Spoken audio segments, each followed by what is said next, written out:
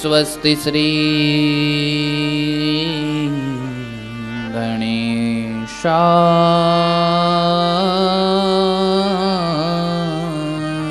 नमः।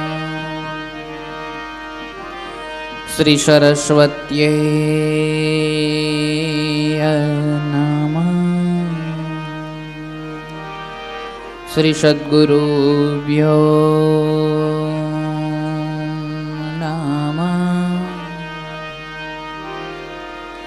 पापोहत बुद्धिनाम शिवे वार्तापि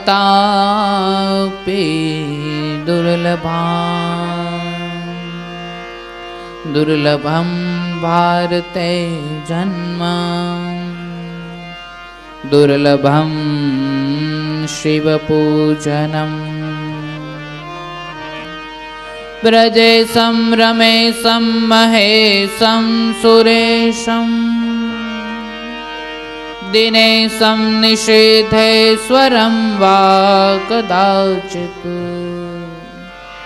न जानामि चान्यत् सदाहं शरण्ये गतिस्त्वं त्वमेका भवानि।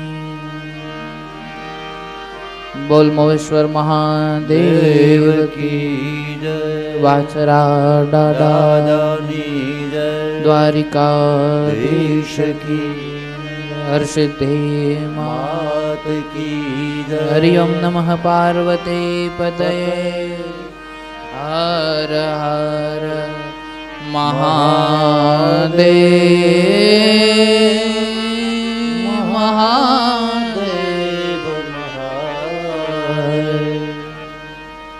आइए घड़ी तो घड़ी के लिए प्रभु नाम नु स्मरण करिए। ओम शिव परात्परा शिव ओंकारा शिव तव शरणम्। ओम शिव परात्परा शिव ओंकारा शिव तव शरणम्। गाओ ओम शिव परात्परा शिव ओंकारा शिव तव शरणम्। ओम शिव परात्परा शिव ओंकारा शिव तव शरणम्। हे शिव शंकर भवानी शंकर। हे शिव शंकर भवानी शंकर। उमा महेश्वर तव शरणं गावो। उमा महेश्वर तव शरणं गावो। ओम शिव परात्परा शिव ओंकारा शिव तव शरणं गावो। ओम शिव परात्परा शिव ओंकारा शिव तव शरणं। हे जगदीश पिनाकी महेश्वर। हे जगदीश्वर पिनाकी महेश्वर। त्रिनयन शंकर तव शरणं गावो। त्रिनयन शंकर तव शरणं गावो। शिव ॐ शिव परात्परा शिव ओंकारा शिव तव शरणं गावो ओम शिव परात्परा शिव ओमकारा शिव तव शरणं हे शशि शेखर शंभु प्रिया शिव हे शशि शंकर शंभु प्रिया शिव शिव गंगाधर तव शरणं गाओ शिव गंगाधर तव शरणं गावो शिव ॐ शिव परात्परा शिव ओंकारा शिव तव शरणं गावो ओम शिव परात्परा शिव ओमकारा शिव तव शरणं गावो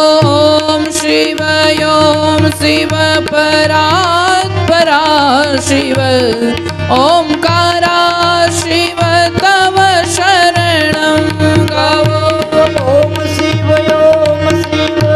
परात्परा शिव ओमकारा शिव तव शरणं हे मृत्युंजय पशुपति शंकर हे मृत्युंजय पशुपति शंकर भुजंग भूषण तव शरणं गावो भुजंगभूषण तव शरणं गावो ॐ शिव परात्परा शिव ओंकारा शिव तव शरणं गावो ओम शिव परात्परा शिव ओमकारा शिव तव शरणं गावो ओंकारा शिव तव शरणं गावो ओमकारा शिव तव शरणं गावो ओंकारा शिव तव शरणं गावो ओंकारा शिव तव शरणं ॐ यस्यांके च विभाति भूधरसुता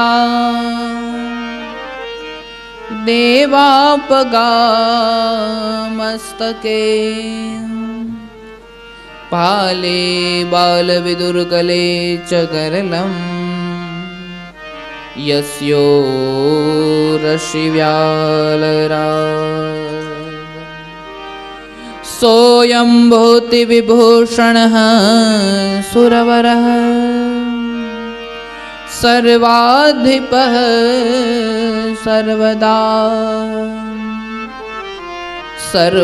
सर्वगतः शिवा शशिनिभा श्रीशङ्करां पातु माम् न पुण्यं न पापं न सौख्यं न दुःखं न मन्त्रो न तीर्थो न वेदो न यज्ञ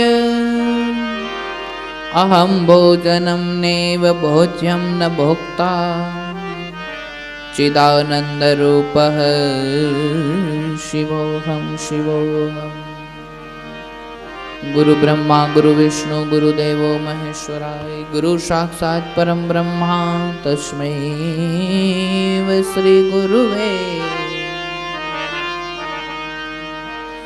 ओम नमः पार्वती पतये हर हर महादेव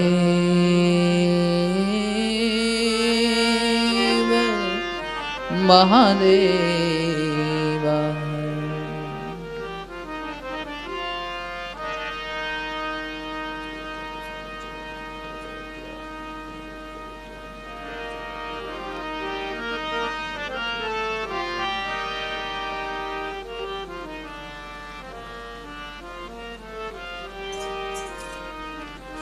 શ્રીહરિમ પરમાનંદમ ઉપદિષ્ટારમીશ્વરમ વ્યાપકમ સર્વલોકાનાં કારણમ ત્વમ નમામ્યહમ. પરમ કૃપાળુ પરમાત્મા દિવ્ય લીલા અને દિવ્ય ચરિત્ર, જે ઈશ્વરની આ સુંદર લીલા છે, એની પવિત્ર કથા, ભગવાનની આ સુંદર અને પવિત્ર જે કથા છે, એના રસપાનથી આપણું જીવન સુંદર બને છે. અહીંયા આ કથામાં પ્રવેશ કરીએ એ પહેલા મોહેશ્વર મહાદેવના ચરણ કમલમાં વંદન, વાછરા દાદાના ચરણ કમલમાં વંદન, દ્વારિકાધીશના ચરણ કમલમાં વંદન, હરસિદ્ધિ માતાના ચરણ કમલમાં વંદન. આ કથા પંડાળની અંદર જે સ્વરૂપમાં, જે રીતે, જેવી જગ્યાએ જે કોઈ પણ સંત સ્વરૂપે બિરાજમાન છે, એવા બ્રહ્મદેવ સંતોને, સાધુઓને આ વ્યાસપીઠ તરફથી ખૂબ ખૂબ વંદન. આપ સર્વને મારા ચાચા કરીને જય શ્રી કૃષ્ણ, જય સિયારામ, ઓમ નમઃ શિવાય, ઓમ નમો નારાયણ. ભગવાન માનવ જીવનનું પરમ ફળ યાની કે સત્સંગ. સત્સંગ એટલે સત્યનો સંગ. માણસ તરીકે તમે અવતારને જ્યારે ધારણ કરો છો, અને માણસ તરીકે ધારણ કરેલો જે અવતાર છે, એ અવતારમાં તમને સત્સંગ પ્રાપ્ત થાય છે. અર્થ એમ સમજવો કે માનવ જીવન સફળ છે.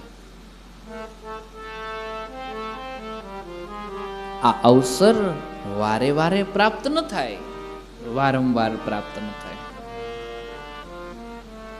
પણ મનુષ્ય તરીકે અવતારને ધારણ કરી લીધા પછી તમને જ્યારે સત્સંગનો અવસર પ્રાપ્ત થયો છે, એનો અર્થ એ થયો કે તમારું માનવ જીવન સફળ થઈ ગયું. સફળ માનવ જીવનની એક આ પરમ નિશાની છે ભગવાન. એમાંય શ્રાવણ માસ, આ જે મહિનો છે, એમાં તો શિવ કથાને સાંભળવાનો મહિમા બહુ છે. આ મહિનો એ સાંભળવાનો મહિનો છે. આ મહિનો એ મૌન રહેવાનો મહિનો છે. આ મહિનામાં બને એટલું ઓછું બોલવું, બને એટલું મૌન રહેવું. શિવ મંદિરે જઈને તમે કદાચ પૂજા ના કરી શકો કે બીજું કોઈ ધર્મનું કામ ન કરી શકો તો કાંઈ નહીં, પણ આ શ્રાવણ માસની અંદર ભગવાન મહાદેવજીના મંદિરમાં જઈને ખાલી મૌન થઈને બેસો ને, એમાંય મોટામાં મોટી પૂજા છે. મૌનમાં મોટી પૂજા દર્શાવી છે. કારણ કે મહાદેવને શું ગમે છે તો કે શાંતિ. અને એટલે શ્રાવણ માસની અંદર બને એટલું મૌન ધારણ કરવું. મનમાં પ્રશ્ન ઉત્પન્ન થવો જોઈએ કે શ્રાવણ મહિનામાં મહાદેવની એટલી પૂજા શા માટે? શ્રાવણ મહિનામાં મહાદેવને 93 મહિનો પ્રિય શા માટે? શ્રાવણ માસ જે છે એ માસમાં મહાદેવને બિલ્વ શા માટે ચડાવવામાં આવે છે? તો કે એક એવી પ્રચલિત કથા છે કે લક્ષ્મીજી અને ભગવાન વિષ્ણુને એક વખત આપણી દેશી ભાષામાં કહીએ તો વાંધો પડ્યો. બંનેને તકલીફ પડી. અને ઘર હોય ને વાસણ ખખડે, એ પ્રમાણે લક્ષ્મીજી એના પતિ સાથે, આ લીલા છે એક જાતની, નહીતર લક્ષ્મીને વિષ્ણુના ચરણથી વધારે પ્રિય જગતમાં બીજું કઈ નથી. વિવાદ કરી અને એના પિતા સમુદ્રને ઘેરાયેલા જાય છે. જેમ દીકરીને ધણી સાથે કંઈક તકલીફ પડે તો દીકરી કેમ એના માવતરને ઘેર આવી જાય? લક્ષ્મીજી એના પિતા સાગરને ઘેર ચાલ્યા જાય છે. સાગરને ઘેર આવ્યા છે ત્યારે લક્ષ્મીજીના ભાઈઓ લક્ષ્મીને એવું કહે છે કે આપણે કાંઈ દુબળા થોડા છીએ, ત્યાં જવાની કાંઈ જરૂર નથી, તું અહીંયા રહી જઈને ખાજે, તારા ભાગનું તને પ્રાપ્ત થઈ જશે. શરૂમાં જ્યારે ઘરે આવે બેન ત્યારે ભાઈની દાતારી થોડીક નીકળી જાય કે આમ કરજે ને તેમ કરજે ને પછી ઘેર પહોંચાય એ હોય ને.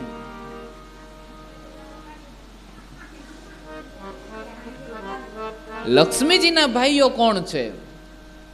તો કે ધન્વંતરી ને આ બધા લક્ષ્મીના ભાઈઓ છે. ધનતેરસને દી આપણે પૂજા કરીએ ને, આ બધા લક્ષ્મીના ભાઈઓ છે. શિવ પૂજા કેટલી મહાન છે ભગવાન, એ આ કથામાંથી સાંભળવા મળશે. શિવ પૂજા કેટલી મહત્વની છે એ આ કથામાંથી આપણને પ્રાપ્ત થશે.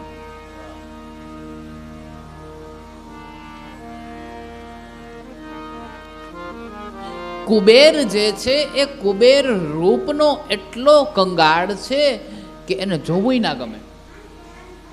નકર કુબેર છે એ ધનના અધિપતિ દેવ છે, પણ કુબેર રૂપથી એટલા કંગાળ છે કે આપણને એની સામે જોવું ના ગમે. એટલા કદરૂપા છે, એટલા કદરૂપા છે કે જેની કોઈ કલ્પના ન હોય. પરંતુ શિવ ભક્તિને કારણે કુબેર પદને પ્રાપ્ત કર્યું છે, અને કુબેર પદને પ્રાપ્ત કર્યું એટલું જ નહીં પણ શિવ સાથે મૈત્રી પણ કરી છે, એના મિત્ર થઈ ગયા છે. અને કુબેરની શિવ સાથે એવડી મોટી મિત્રતા છે કે ઘણી વખત શિવજી કુબેરને ઘેર બેસવા જાય, ઘણી વખત કુબેર શિવને ઘેર બેસવા જાય. આપણે આપણા મિત્રોને કહેતા હોય ને કે વેકેશન છે તો 2 દિવસ રોકાવાય પછી અમે નહીં આવીએ, એમ એટલી ઘાટી મિત્રતા છે કે મિત્ર મિત્રને ઘેર બેસવા જાય છે. શિવ કુબેરને ઘેર બેસવા જાય, કુબેર શિવને ઘેર બેસવા આવે છે. રાવણ જે શિવ ભક્તિ કરે છે એ શિવ ભક્તિ રાવણે કોની? રાવણ અને કુબેર બે સગા ભાઈઓ, બંને સગા ભાઈ છે. પણ રાવણને જે શિવ ભક્તિ પ્રાપ્ત થઈ છે એ શિવ ભક્તિ વાસ્તવિક નથી, એ શિવ ભક્તિ વાસ્તવિકતા પ્રમાણે કુબેર પાસેથી પ્રાપ્ત કરેલી છે. કુબેર જે શિવ ભક્તિને કરે છે, કુબેર જે શિવ મહિમાને ગાય છે, કુબેર જે શિવજીની સત્સંગ કરે છે, શિવજીની પ્રાર્થના કરે છે, એ કુબેરને જોઈ અને રાવણે શિવ ભક્તિ કરતા શીખી છે. અને એમાંથી રાવણ શિવ ભક્ત બન્યો છે, કુબેરમાંથી જોઈ જોઈને. કુબેર ખૂબ કદરૂપા છે, પરંતુ એ કદરૂપાને શિવની ભક્તિને કારણે કુબેરને ધનના અધિપતિ બનાવી દીધા છે.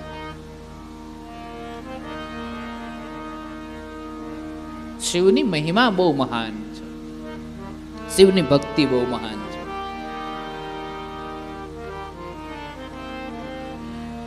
લક્ષ્મીજી સાગરને ઘેર ગયા. સાગરને ઘેર ગયા એટલે એવું કહેવાય છે કે ધન્વંતરી વગેરે જે એના ભાઈઓ હતા એમને કીધું કે આપણે કંઈ ઘટતું નથી, અહીંયા રે બેન, તારે જે ઘટે અમને કહેજે, અમે તારી સાથે છીએ.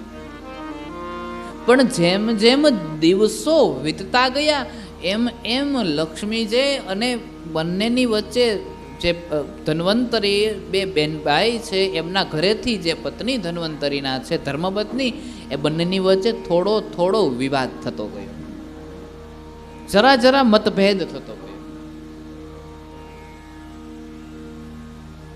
અને પછી નણંદ જ્યારે ઘરે આવે અને નણંદ ભોજાઈને મતભેદ થાય એટલે ભાઈ પછી બેનને શું કહે કે બેન આ ક્યાં તારું ઘર છે ને તારે ક્યાં કાયમ રહેવું છે, જેમ થતું એમ થવા દે, તને શું વાંધો છે?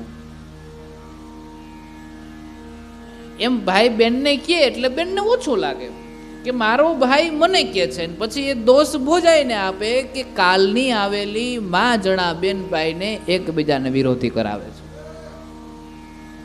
એમ લક્ષ્મીજીના મનની અંદર પણ વેર ઉભો થયો અને ધન્વંતરીની વાતનું દુઃખ લાગ્યું એટલે લક્ષ્મીજી સાગર છોડીને ચાલ્યા ગયા. સમુદ્ર છોડીને આયલા ગયા. અર્થ એના પિતાનું ઘર મૂકીને ચાલ્યા ગયા. હવે મુદ્દો એ આવે છે કે લક્ષ્મીજી જ્યારે વિષ્ણુ લોક છોડીને સમુદ્રના ઘરે જતા હતા, સાગરને ઘેર જતા હતા, ત્યારે રસ્તામાં નારદજી પ્રાપ્ત થયા હતા. નારદજી મળ્યા હતા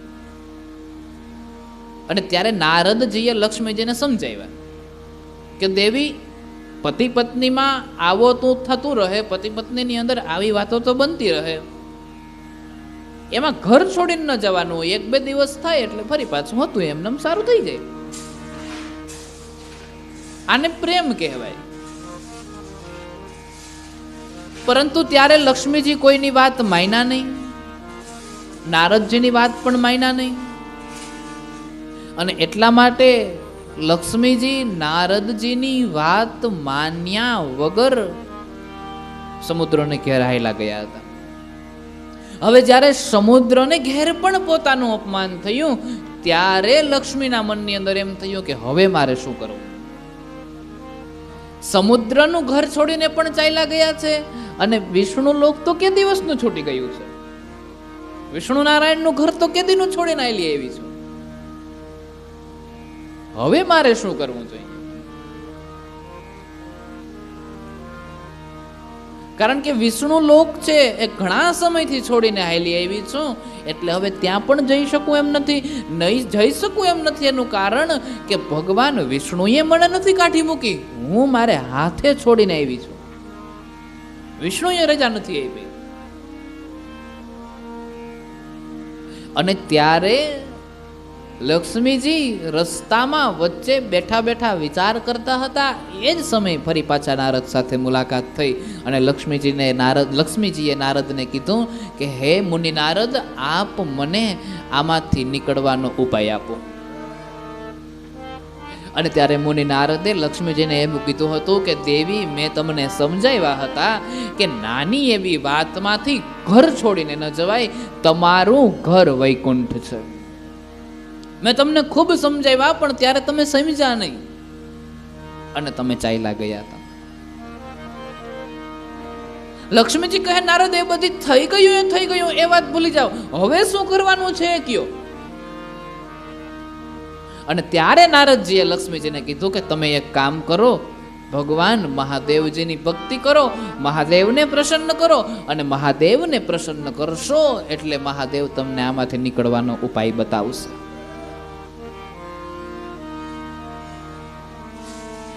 પરમાત્માની આ દિવ્ય કથાને સાંભળી, નારદજીની આ દિવ્ય વાતને સાંભળી લક્ષ્મીજી તપસ્યા કરવા બેઠા છે. એક વખત ભગવાને લક્ષ્મીજીને સ્ફટિકનું લિંગ આપ્યું હતું. સ્ફટિકનું લિંગ એટલે કે કાચનું લિંગ. આસપાર આરપાર દેખાઈ શકે, જે કાચમાંથી, જે ફૂટે નહીં એવો એક પ્રકારનો સ્ફટિકનો કાચ આવે જેનું શિવલિંગ બને, એવું સ્ફટિકનું લિંગ આપ્યું હતું. અને મહાદેવની પૂજા અર્ચના કરવા માટે એ લક્ષ્મીજી સ્ફટિકના લિંગથી મહાદેવની પૂજા કરે છે, મહાદેવની તપસ્યા કરે છે, મહાદેવની અર્ચના કરે છે. મહાદેવ પ્રસન્ન નથી થતા એટલે લક્ષ્મીજી મહાદેવને શરીરમાંથી એક અંગ કાપી અને મહાદેવને ચડાવવા જાય છે. અને બરાબર એ જ સમયે મહાદેવ ત્યાં પ્રસન્ન થાય છે. અને જેવા મહાદેવજી પ્રસન્ન થયા છે એની સાથે સાથે એક વૃક્ષ પણ ઉત્પન્ન થયું છે. અને ત્યારે લક્ષ્મીજીએ મહાદેવજીને કીધું છે કે હે મહાદેવજી, અમારે આવો વિવાદ છે. બધી જ સત્યની વાત કહીને સમજાવી. અને ત્યારે મહાદેવજીએ કીધું કે એનો રસ્તો થઈ જશે. પરંતુ લક્ષ્મીજી પૂછે છે કે હે પ્રભુ પરમાત્મા, તમે તો પ્રસન્ન થયા છો, પણ તમારી સાથે જે આ વૃક્ષ પ્રસન્ન થયું છે, વૃક્ષ ઉત્પન્ન થયું છે, એ શું છે? અને ત્યારે લક્ષ્મીજીને મહાદેવજીએ કીધું કે સાંભળો દેવી લક્ષ્મી, આ જે વૃક્ષ છે એને બિલ્વનું વૃક્ષ કહેવાય છે. અને તમારી ભક્તિને કારણે હું તમારા ઉપર પ્રસન્ન થયો છું. એ સમયે મારી સાથે બિલ્વનું વૃક્ષ પણ ઉત્પન્ન થયું છે. એટલે આ મહિનામાં, આ મહિનો કહેતા તમે જ્યારે મારી ભક્તિ કરી, તમે જ્યારે મારી તપસ્યા કરી, તમે જ્યારે મારી સેવા કરી છે, ત્યારે શ્રાવણ માસ ચાલી રહ્યો હતો. અને બિલ્વની ઉત્પત્તિ પણ શ્રાવણ મહિનામાં. અને એટલા માટે થઈ, જે શ્રાવણ માસમાં મને બિલ્વના પત્ર ચડાવશે એના ઉપર હું બહુ મોટી કૃપા કરીશ. અને એટલા માટે શ્રાવણ મહિનામાં બિલ્વના વૃક્ષને, બિલ્વની સેવા કરવાનો અને બિલ્વના પત્ર મહાદેવને ચડાવવાનો બહુ મહિમા છે. કારણ કે શ્રાવણ મહિનામાં જ લક્ષ્મીજીએ શિવજીની પૂજા કરી હતી. શ્રાવણ માસમાં જ લક્ષ્મીજીએ ઉપર શિવજી પ્રસન્ન થયા હતા. અને એ જ મહિનામાં બિલ્વનું વૃક્ષ પણ ઉત્પન્ન થયું હતું. અને ત્યારબાદ લક્ષ્મીજીએ મહાદેવજીને કીધું કે સાંભળો મહાદેવજી, જે વ્યક્તિ શ્રાવણ મહિનામાં તમારા ઉપર બિલ્વના પાન ચડાવશે એ વ્યક્તિ ઉપર હું લક્ષ્મી નહીં, મહાલક્ષ્મી કૃપા કરીશ. ત્યારે મહાલક્ષ્મી એના ઉપર કૃપા કરે છે. અને એટલા માટે શ્રાવણ મહિનામાં બિલ્વ મહાદેવને ચડાવવાનો અતિશય મહિમા છે બાપ. પવિત્ર કથા છે. લક્ષ્મીજીએ મહાદેવજીને બિલ્વની મહિમા પૂછી છે અને બિલ્વની કથા પૂછી છે. અને ત્યારે બિલ્વની કથા સંભળાવતા મહાદેવજીએ પૂર્ણ કથાને વિસ્તારથી લક્ષ્મીજીને સંભળાવવાનું કીધું છે. હવે મહાદેવજી કથા ગાય છે અને લક્ષ્મીજી સાંભળે છે. આ વાતની ખબર વાયુ વેગે સર્વદેવ લોકમાં પડી. અને વાયુ વેગે જ્યાં આ વાતની ખબર સર્વદેવ લોકની અંદર પડી છે, ત્યાં બધા દેવતાઓ વાયુ વેગે પોતપોતાના વિમાનમાં, પોતપોતાના વાહનમાં આવીને મહાદેવ કથા સંભળાવે એવો મોકો ક્યારે પ્રાપ્ત થાય?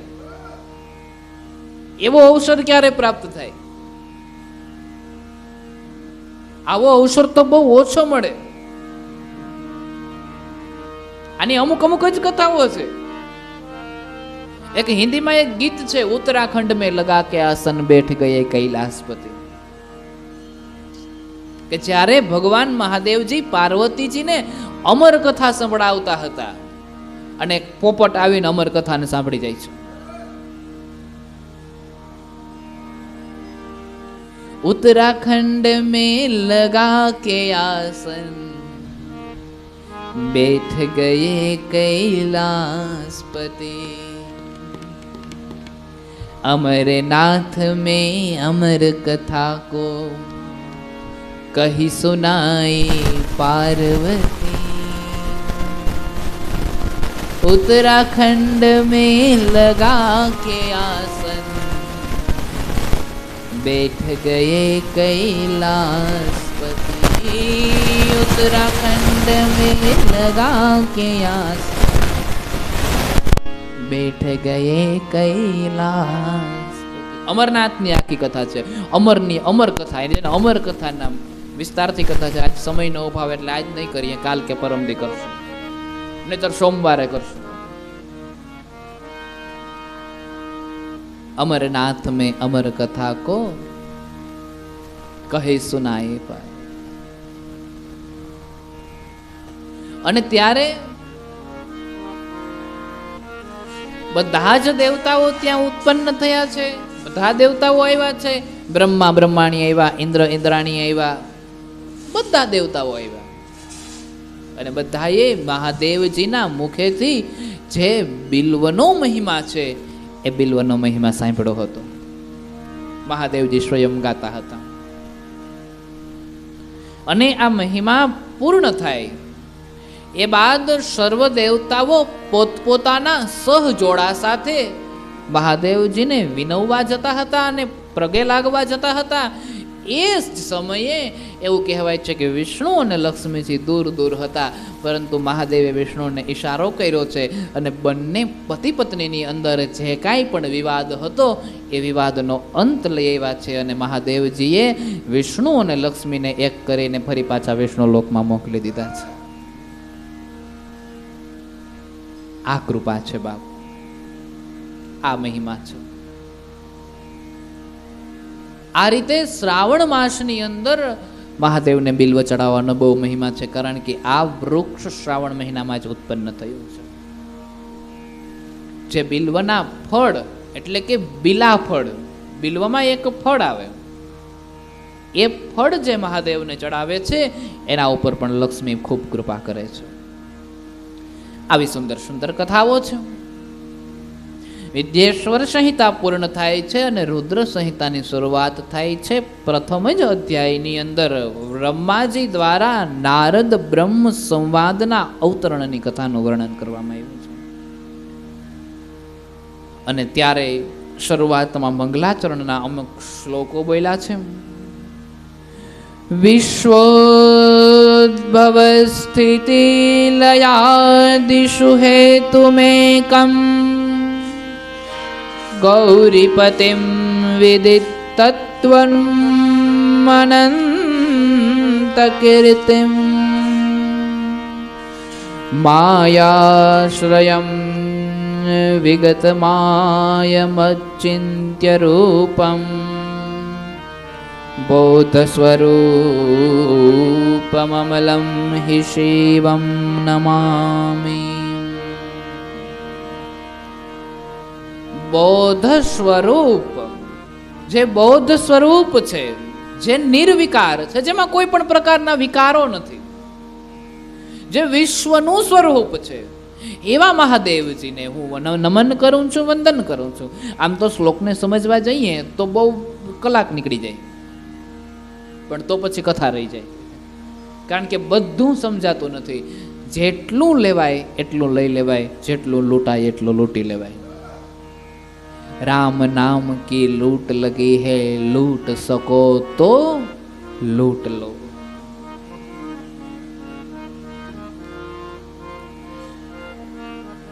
પરમાત્માની સુંદર સ્તુતિ કરી છે, સુંદર મંગલાચરણ કર્યું છે પ્રથમ જ અધ્યાયનું. અને એ બાદ વ્યાસજી બોલે છે, જગત પિતરમ શંભુ. જગતના પિતા કોણ? તો કે શંભુ. શંભુ કોણ? તો કે જે સ્વયંભૂ છે, જેના કોઈ માતા નથી, જેના કોઈ પિતા નથી, સ્વયંભૂ છે. એવા મહાદેવજી જે જગતના પિતા છે. જગત પિતરમ શંભુ. જગતના પિતા શંભુ એટલે કે મહાદેવજી. જગતમ માતરો શિવા. જગતના માતા કોણ? તો કે શિવામ. અને શિવામ કહેતા પાર્વતીજી, ભવાની. આ જગતની માં છે, જગતના માતા પાર્વતી છે. તત્પુત્રશ્ચ ગણાધીશમ. તેમજ તેના પુત્ર કોણ? તો કે ગણાધીશમ, ગણેશ ભગવાન છે, ગણપતિજી છે. નત્વે તદ્વર્ણયામહે. એને બધાને નમસ્કાર કરું છું. અને એ બધાને નમસ્કાર કરી અને પછી ભગવાન વેદવ્યાસજી કહે છે કે હવે હું આ પુરાણની રચના કરતા કરતા હું શરૂઆત કરું છું. અસલમાં શિવ મહાપુરાણ કથાની શરૂઆત હવે થાય છે, હજી થઈ નથી. હજી તો શરૂઆત થાય છે, થઈ નથી. તો પછી આનો અર્થ અત્યાર સુધી આપણે 6-7 દિવસ કર્યું એ શું હતું? અત્યાર સુધી આપણે જે 6-7 દિવસ કર્યું એ આનો પાયો હતો. આપણે કોઈ મકાન બાંધીએ તો મકાનનો પાયો નાખવામાં આવે, પાયામાં કંઈ રહેવા ન જવાય, એ ભરતી ભરીને દાટી દેવાનું હોય, પછી જિંદગીમાં કોઈ દી ના દેખાય. એમાં નો પ્લાસ્ટર થાય, ના કલર થાય, એવું કાંઈ ન થાય. પણ પાયો મહત્વનો છે, પાયો જરૂરી છે, પ્રાથમિકતા મહત્વની છે. એકદા મુનયઃ સર્વે. એક સમયની વાત છે, નારદજી જ્યારે જ્યારે પણ, અથવા તો વ્યાસજી જ્યારે જ્યારે પણ, અથવા તો કોઈ પણ બીજા વ્યક્તિ જ્યારે જ્યારે પણ કથા કહે છે, ત્યારે એક જ વાત મૂકે છે, એકદા સમયે, એક વખતની વાત છે. અર્થ એ થયો કે આ કયા સમયની વાત છે આ જગતમાં કોઈ નથી જાણતું. તમે જ્યારે સત્યનારાયણની કથા સાંભળો છો એમાં પણ સૂતજી કહે છે કે એક સમયની વાત છે. એક કઠિયારો લાકડા કાપવા ગયો હતો, એક સમયની વાત છે. રામાયણની કથા સાંભળો છો ત્યારે પણ તુલસીદાસ કહે છે કે એક સમયની વાત છે. એક બાર ત્રેતા યુગમાં, એક વખત ત્રેતા યુગ ચાલતો હતો. એક વખત યાની કે જો એક જ યુગ હોય તો એક વખત કહેવાની શું જરૂર છે? આપણા ઘરમાં એક જ રૂમ હોય તો એમ કેવું પડે કે ઓલા રૂમમાં જા, તો એક જ વાત કહેવાની હોય ને કે રૂમમાં જા, ત્યાં પડ્યું હશે.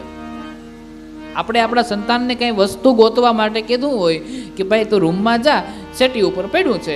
જો એક જ રૂમ હોય તો આપણે એમ કેવું પડે કે ઓલા રૂમમાં જાય, એને ઈંધાણ આપવું પડે. પણ તુલસીદાસજી આ જગ્યાએ સ્પષ્ટ કરી દે છે કે યુગની ચોકડી એક નથી, અનેક છે. અને એટલા માટે કીધું છે કે એક સમયે ત્રેતા યુગમાં, એક સમયની વાત છે. પણ એ સમય કયો હતો એ આ જગતમાં કોઈને ખબર નથી, એ આ જગતમાં કોઈ જાણતું નથી. એક બાર ત્રેતા યુગમાં, એટલે કે એક સમયે ત્રેતા યુગની અંદર આવો કંઈક બનાવ બન્યો હતો. એમ ભગવાન વ્યાસજી પણ જ્યારે જ્યારે કથા લખે છે ત્યારે એ કથાની શરૂઆતમાં એમ કહે છે કે એક સમયની વાત છે. અર્થ ભગવાન વ્યાસને પણ ખબર નથી કે આ લીલા ઈશ્વરે ક્યારે કરી હતી. વ્યાસ પણ નથી જાણતા કે ભગવાન આ લીલા ક્યારે કરી હતી. તો પછી વ્યાસજી એટલી સ્પષ્ટતાથી કઈ રીતે લખે છે? તો કે વ્યાસ સ્વયં ઈશ્વરનો અવતાર છે અને સ્વયં પરમાત્માનો અવતાર છે. એટલે પરમાત્માનો અવતાર બીજો થયો છે, પણ જાણે તો બધું છે. કારણ કે સાધનાઓ દ્વારા, અનુષ્ઠાનો દ્વારા તમે તમારા આગળ જન્મની જે વાતો છે એ જાતોને તમે યાદ કરી શકો છો, પણ તમારી સાધના કઠોર હોવી જોઈએ. આપણે તો વિવાદમાં કઠોર છીએ, સાધનામાં નહીં. વિવાદ નહીં, સાધના કઠોર હોવી જોઈએ. એકદા મુનયઃ સર્વે, એક સમયે સર્વસ્વ મુનિઓ બધા જ ભેગા થયા હતા. અને ક્યાં નિવાસ કરતા હતા? નૈમિષારણ્યવાસિની, નૈમિષારણ્યમાં નિવાસ કરતા હતા. અને નૈમિષારણ્યનો અર્થ મેં તમને કથાના આગળના દિવસોમાં સમજાવ્યો છે, એટલે એના ઉપર વિશેષ ચર્ચા કરતા નથી. નૈમિષારણ્યમાં નિવાસ કરતા હતા. પ્રપરછુવરયા ભક્ત્યા, એ બધા જ જે મુનિઓ હતા એ ઉત્તમ ભક્તિ ભાવની સાથે સુતમ તે સોનકાદયમ, એવા સૂતજીને એક વખત પ્રશ્ન પૂછી રહ્યા હતા. અને કયો પ્રશ્ન પૂછ્યો હતો? ત્યારે સર્વસ્વ ઋષિઓએ એ પ્રશ્ન પૂછ્યો હતો, વિદ્યેશ્વર સંહિતાયા શ્રુતા. સર્વસ્વ ઋષિઓ એક સાથે મળી અને સૂતજીને કહે છે કે હે સૂતજી, વિદ્યેશ્વર સંહિતાને અમે વિનયપૂર્વક સાંભળી છે. સાધ્ય, સાધન, ખંડ, નામાવલી, શુભ તથા ઉત્તમ કથા કહી છે. સત્કથા શુભા, શુભ કથા કહી છે. સાધ્ય સાધન ખંડાખ્યા રમ્યાદ્યા ભક્તવત્સલા, એનો આદિ ભાગ અનેક પ્રકારે રમણીય છે. પરંતુ એ શિવ ભક્તો પર હવે આપ એવી વાત્સલ્યનો પ્રેમ પ્રગટ કરનારી છે એવી કથા તમે અમને સંભળાવી છે. પણ હે સૂતજી, સૂત સૂત મહાભાગો, હે સૂતજી તમે મહાભાગ્યવાન છો. મહાભાગ્યશાળી છો. ચિરંજીવ સુખી ભવ. હે તાત, આપ સદા શિવને તમે સુખી થાવ, સુખી થાવ, સુખી થાવ, અથવા તો યચ્છાવયસી નસ્તાત શાંકરીમ પરમામ કથા. હે સુતજી, તમે મહાભાગ્યશાળી છો, તમે બહુ ચિરંજીવી જીવન જીવો. અને હે સુતજી, આપ અમને ભગવાન મહાદેવની ભક્તિ વધારી શકે એવી એક પવિત્ર કથાને કહી સંભળાવો, એવી સુંદર કથાને કહી સંભળાવો. અને ત્યારે પિબંતસ્ત્વ મુખમ ભોજ ચચુત જ્ઞાના મૃતમ વયમ અવિતૃપ્તા પુનઃ કિશ્ચિત પૃષ્ટુમિચ્છામહે નત્ય. તમે જ્ઞાનનું અમૃત અમારી સમક્ષ રજૂ કર્યું છે. એ જ્ઞાનનો અમૃતના કુંભને તમે અમારી સમક્ષ ઢોળી દીધો છે. પરંતુ હે સુતજી, આ કથાને સાંભળી અમે ખૂબ તૃપ્ત થયા છીએ અને હજી અમારી તૃપ્તિ કંઈક બાકી હોય એવું લાગે છે. અને એટલા માટે અમે તમને પાછું કંઈક પૂછવા માંગીએ છીએ. અને ફરી પૂછવા જઈએ છીએ ત્યારે વ્યાસ પ્રસાદ સર્વજ્ઞ પ્રાપ્તો સ્વીકૃત કૃત્યાતમ. હે સુતજી, ભગવાન વ્યાસની કૃપાથી તમે સર્વજ્ઞ છો. તમારી પાસે સર્વસ્વ પ્રકારના જ્ઞાનો છે, તમારી પાસે બધું જ છે. આપ અમારા ઉપર કૃપા કરો અને અમને આ કથાને વિશેષ કરીને સંભળાવો. અમારે તમને હજી કાંઈક પ્રશ્ન પૂછવો છે અને હજી એક પ્રશ્ન પૂછી અને અમારે તમારી પાસેથી હજી વિશેષ આ કથા વિશે કંઈક જાણવું છે. કારણ કે એટલામાં અમને સંતોષ નથી, એટલામાં અમને નિરાત નથી. હૃદયથી જ્યાં ભગવાનની ભક્તિ થતી હોય, હૃદયથી જ્યાં ભગવાનનું ભજન થતું હોય, હૃદયથી જ્યાં ભગવાનનો સત્સંગ થતો હોય, ત્યાં એમ થાય કે હજી એક કીર્તન કરી લઈએ, હજી એક કીર્તન કરી લઈએ, હજી એક કીર્તન કરી લઈએ. અને એટલે અમારી માવડીઓ જ્યારે કીર્તન સત્સંગને પૂરું કરે ને ત્યારે અંતે ગાય છે, આજે સૌને જય શ્રી કૃષ્ણ, કાલે વહેલા આવજો, હરિગુણ ગાવા, હરિરસ પીવા, આવે એને લાવજો. મન મંદિરના ખૂણે ખૂણેથી કચરો કાઢી નાખજો. મનનું જે મન સ્વરૂપ જે મંદિર છે, એમ મંદિરના ખૂણામાં કચરો ક્યાંય ભરાણો હોય તો એ કચરાને કાઢી નાખજો. અને કેવો કચરો? તો કે વિવાદનો કચરો, ભેદનો કચરો, દ્વેષનો કચરો, વિરોધનો કચરો, એકાબીજાના અંદરના ભાવનો કચરો. આ કચરાને કાઢી નાખવાની વાત છે. પરમાત્માની સુંદર કથા છે. અને પૂછ્યું છે, ભગવાન વ્યાસની કૃપા આપના ઉપર સર્વજ્ઞ એવં કૃતકૃત્ય છે, માટે ભૂત ભવિષ્ય અને વર્તમાન તમારાથી કાંઈ છુપાયેલું નથી. શું થયું છે એની પણ તમને ખબર છે, શું થવાનું છે એની પણ તમને ખબર છે, અને અત્યારે શું થઈ રહ્યું છે એની પણ તમને ખબર છે. થયું થનારાની બધી તમને જાણ છે.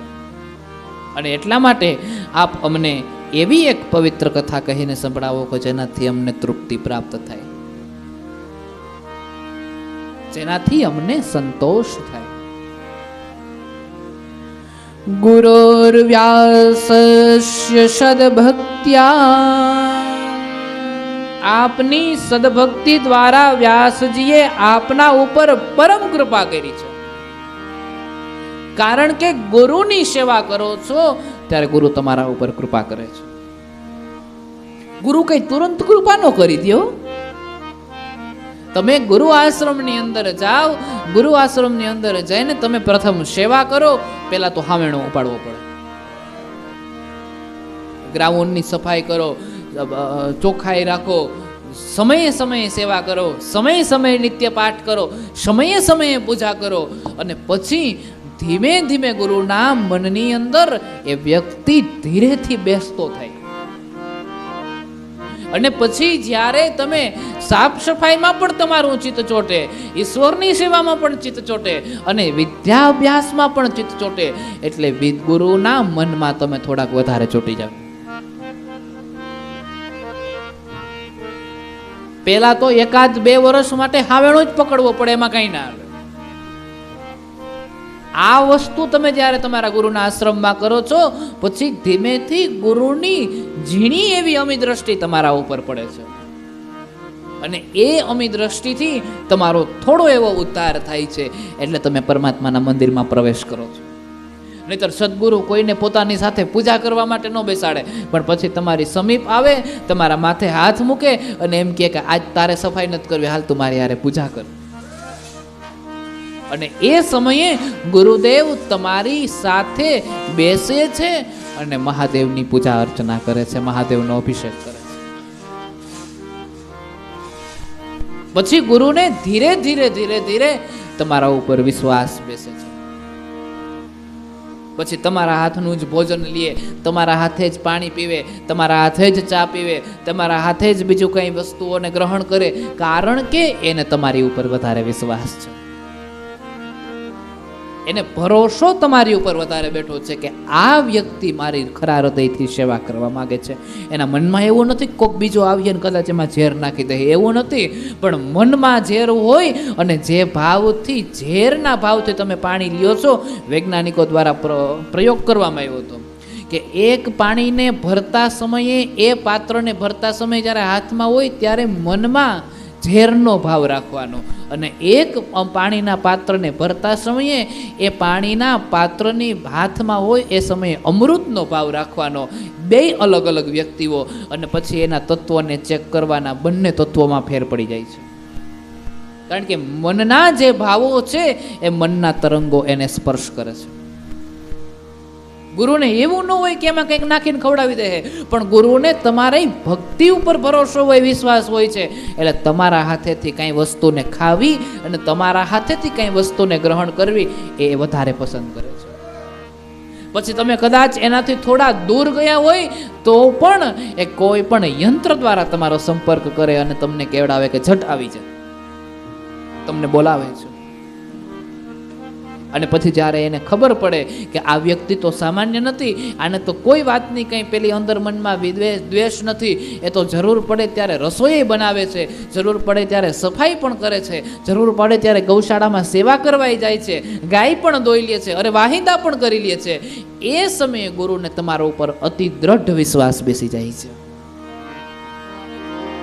અને ઈશ્વર કૃપા કરે અને ગુરુને મારી પાસે બોલાવે અને તમને એમ કહે છે કે વાહ તું ખૂબ સેવા કરે. પણ આ બધું કરતા કરતા 8-9 વર્ષ વીતી જાય. હા, તુરંત ખબર ન પડી જાય. એક દી ગૌશાળામાં સેવા કરી આવો અને ગુરુને ખબર પડી જાય, દૂધની ડોલ લઈને સીધા ગુરુના ગાદી પાસેથી નીકળે કે જો હું ગાય દોઈને આવ્યો, ઓલો તરત જાણી જાય કે આને કંઈ કીધા જેવું નથી. આ તો એને તમે કેવા પણ ન જાઓ, અને બીજેથી જ્યારે ખબર પડે છે ત્યારે ગુરુ તમારા ઉપર વિશ્વાસ વધારે બેસાડે છે. પણ આ બધું કરતા કરતા 8-9 વર્ષ વીતી જાય, 10-10 વર્ષ વીતી જાય, અને 10 વર્ષ પછી જ્યારે ગુરુને ખબર પડે છે કે આ તો સમય આવે ત્યારે ગૌશાળામાં પણ સેવા કરે છે, સમય આવે ત્યારે ગાયોની સેવા પણ કરે છે, સમય આવે ત્યારે બીમાર પડેલી ગાયોને ડૉક્ટર બોલાવી એની મદદ પણ કરે છે, સમય આવે ત્યારે ગૌશાળાને સાફ કરી વાસિંદાઓ પણ કરે છે, મંદિરની સફાઈ કરે છે, મંદિરમાં સાફ સફાઈ કરે છે, આશ્રમને જાળવે છે, આશ્રમના નીતિ નિયમોનું પાલન કરે છે. જ્યારે રસોઈયો ન આવ્યો હોય ત્યારે અન્ન ક્ષેત્રમાં કાંઈ વિઘ્ન ન પડે એટલા માટે થઈને ખુદ પોતે રસોઈ પણ બનાવી લે છે, અને જ્યારે રાતના સમયમાં ચોકીદાર ન આવ્યો હોય ત્યારે પોતે જાગી પણ લે છે કે જેથી કરીને મંદિરનું રક્ષણ થાય. અને આ સર્વસ્વ પ્રકારના જે કાંઈ પણ કામો છે એ સર્વગ્ર કામો એ કરે છે. એટલા માટે ગુરુ તમારા ઉપર કૃપા કરે ને પછી એને એમ થાય કે લઈને 1-2 મંત્રની વિદ્યા આપો. કારણ કે આ બધું કરી શકે છે તો એ વ્યક્તિ આ પણ કરી લેશે. અને પછી એક દિવસ ગુરુ એના રૂમની અંદર તમને એકાંતમાં બોલાવે અને તમારા ઉપર પ્રેમથી, સ્નેહથી એવો હાથ મૂકે કે હાથ ભવ સુધરી જાય. હાથ ભવથી બેડો પાર થઈ જાય. પરંતુ આ સમય આવતા બહુ વાર લાગે છે. અને ઈશ્વર કૃપા કરે ને એકાદ વખત ગુરુનો જ્યારે ખાટલો પડે ને એ સમયે તમે જ્યારે ગુરુની સેવા કરો છો અને પછી અંદરથી જે આત્મ રાજી થાય છે અને એ ગુરુના જે આશીર્વાદ છે એ આશીર્વાદથી જગતમાં પ્રસિદ્ધિ કરતા જગતના એકેય કાંટા કે એકેય કાંકરા તમને રોકી ના શકે. પણ ગુરુ નિષ્ઠામાં વિશ્વાસ હોવો જોઈએ, ગુરુ નિષ્ઠામાં ભરોસો હોવો.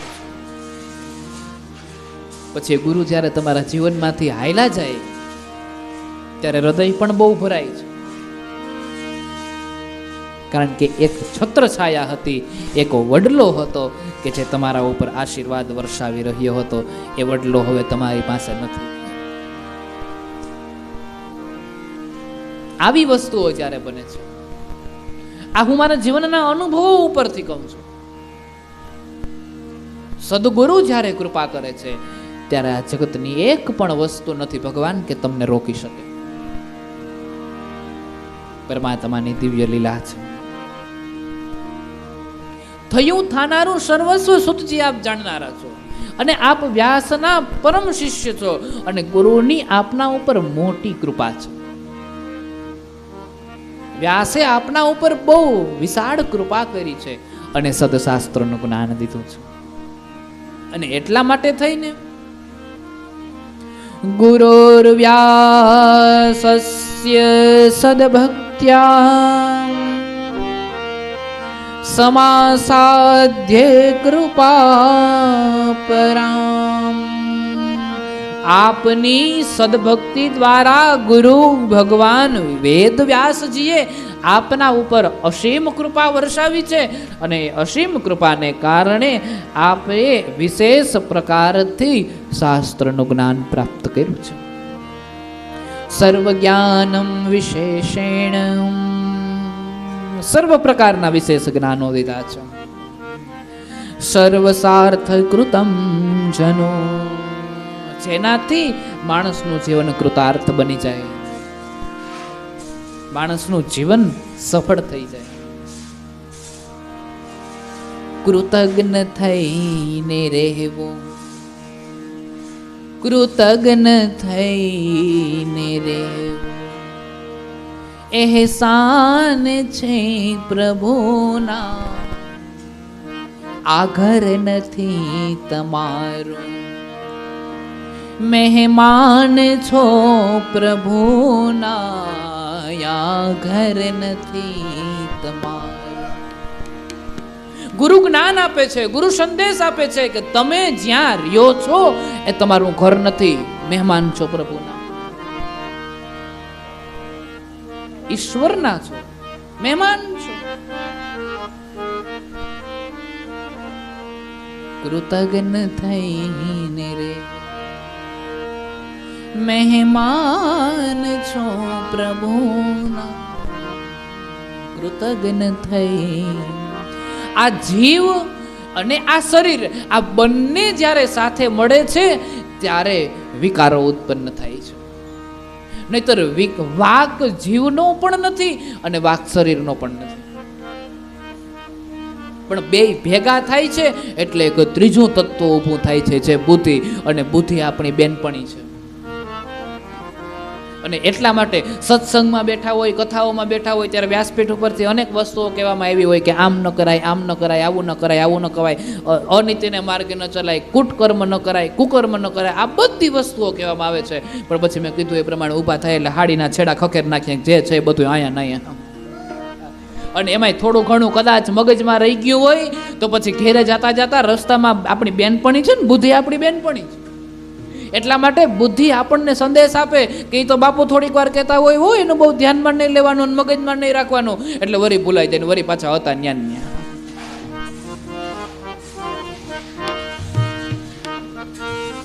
વરી પાછા જ્યાં હતા ત્યાં ઠેકાણે થઈને પહોંચી જાય.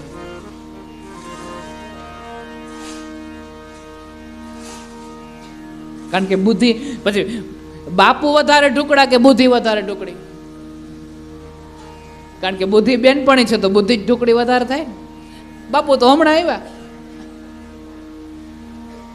કૃતજ્ઞ થઈને રહેવું, મહેમાન છો પ્રભુના, આ ઘર નથી તમાર, મહેમાન છો પ્રભુ. આ ઘર તમારું નથી, મહેમાન થઈને આવ્યા છો. ચોખા હોય, ચોખા એ હોય તો એકદમ ચોખા, પણ એને વાવવા હોય તો ચોખ્ખો વાવો તો ઉગે. એને ડાંગ હોય ને, ડાંગ વાવવું પડે. એ વાવો તો જ ઉગે. એમાંથી પૂતળું અલગ કરી નાખો અને ચોખ્ખો અલગ કરી નાખો, અને પછી પૂતળું વાવો તોય ના ઉગે, અને ડાંગ વાવો તોય ના ઉગે. એ બેયને મિશ્રણ કરીને જ વાવવું પડે, પછી એમાંથી ઉગે છે. એમ આ શરીર અને આ જીવ, એ બેયને જ્યારે ભેગા કરો છો ત્યારે જ તમે કંઈક કલ્યાણનું કામ કરી શકો છો. ત્યાં સુધી તમે કંઈ કલ્યાણનું કામ કરી નથી શકતા. પરંતુ એ સમયે જ્યારે ચોખા વાવીએ છીએ, પછી એમાં આજુબાજુમાં ખડ ઉગે, વધારાની કોઈ વનસ્પતિઓ ઉગે છે, એ બધી જ વસ્તુઓને આપણે નિંદણ દ્વારા નોખું કરવું પડે. એમ બુદ્ધિરૂપી ત્રીજું જે તત્વ છે, એ ત્રીજા તત્વને સત્સંગ રૂપી દાતરડાથી નિંદણ કરવું પડે અને એને સાફ કરવું પડે. અને આ વસ્તુ જ્યારે થાય છે, પછી આપણે આપણી બેનપણીને કહી દેવાનું કે તું ખોટી છે, એવો બાપુ જ સાચા છે. આ છેલ્લે તો મારે જ સાચું રહેવાનું ને. આહા,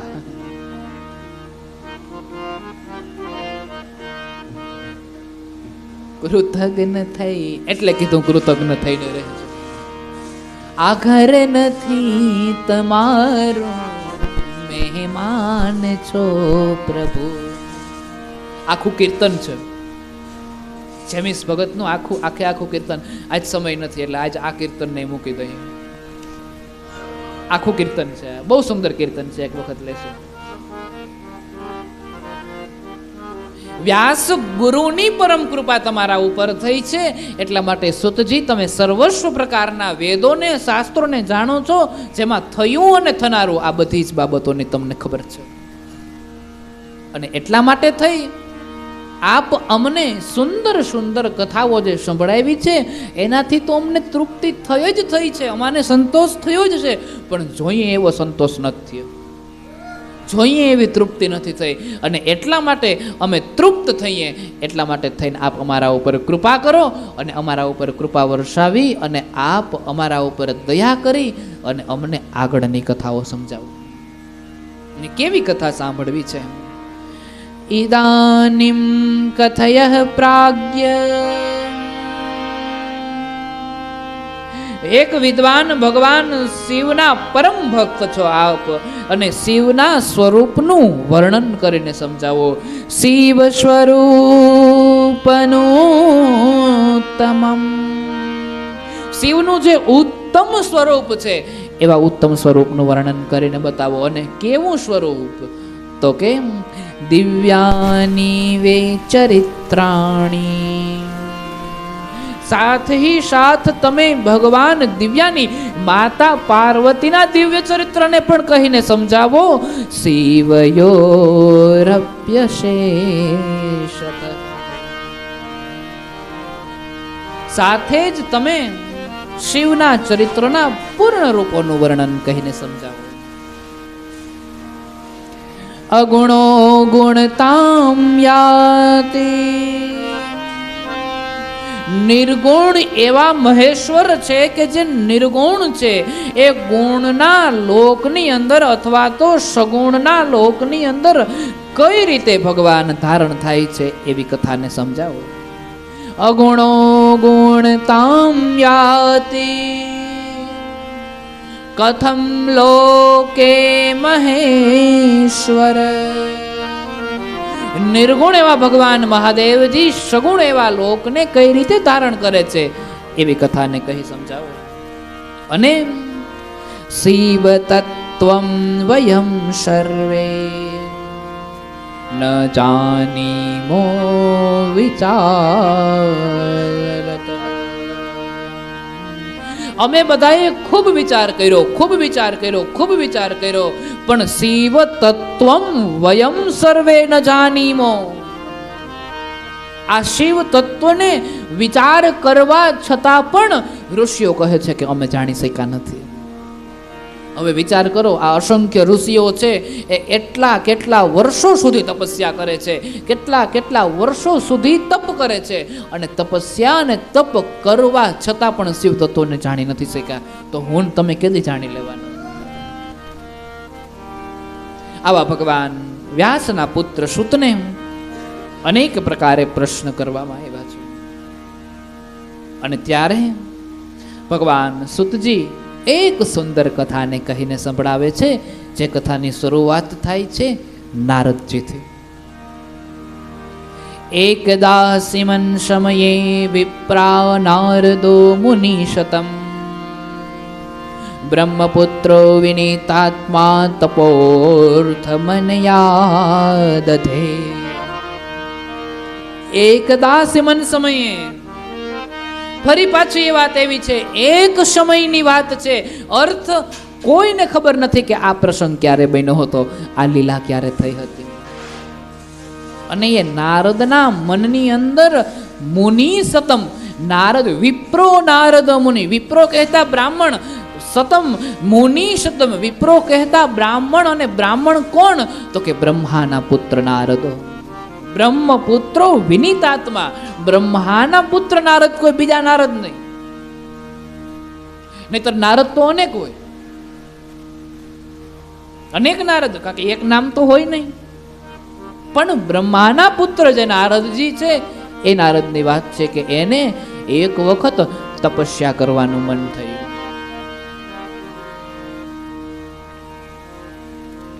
અને તપસ્યા કરવા માટે જાય છે. પરંતુ નારદજી જ્યારે તપસ્યા કરવા જાય ત્યારે નારદજીના મનની અંદર નારાયણ નારાયણ ભજમન, નારાયણ નારાયણ નારાયણ નારાયણ નારાયણ નારાયણ નારાયણ ગાવો નારાયણ નારાયણ ભજમન, નારાયણ નારાયણ નારાયણ નારાયણ નારાયણ ભજમન, નારાયણ નારાયણ નારાયણ નારાયણ નારાયણ નારાયણ નારાયણ.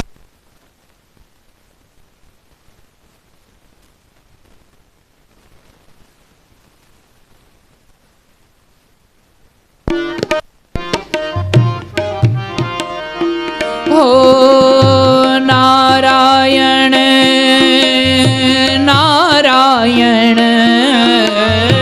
નારાયણ નારાયણ હા નારાયણ નારાયણ નારાયણ નારાયણ ગાવો નારાયણ નારાયણ બદરી, નારાયણ નારાયણ નારાયણ નારાયણ નારાયણ ગાઓ, નારાયણ નારાયણ નારાયણ ગાવો નારાયણ નારાયણ લક્ષ્મી, નારાયણ નારાયણ નારાયણ લક્ષ્મી નારાયણ નારાયણ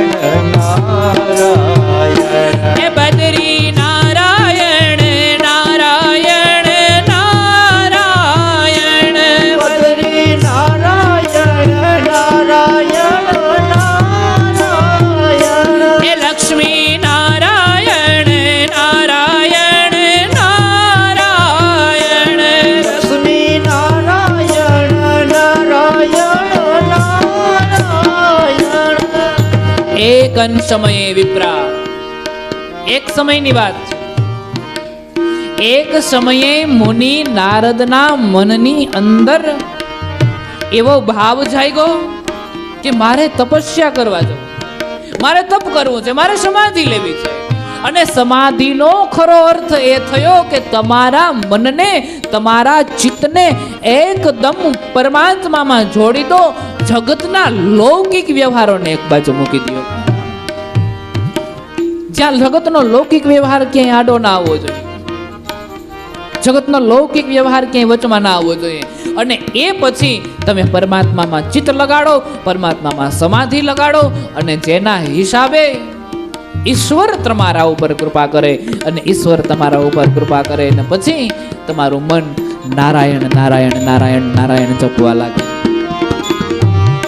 નારાયણ નારાયણ બદરી નારાયણ નારાયણ નારાયણ બદરી નારાયણ નારાયણ નારાયણ ગાવો નારાયણ નારાયણ લક્ષ્મી નારાયણ નારાયણ નારાયણ ગાઓ નારાયણ નારાયણ નારાયણ નારાયણ એ લક્ષ્મી નારાયણ નારાયણ નારાયણ લક્ષ્મી નારાયણ નારાયણ નારાયણ એ બદરી નારાયણ નારાયણ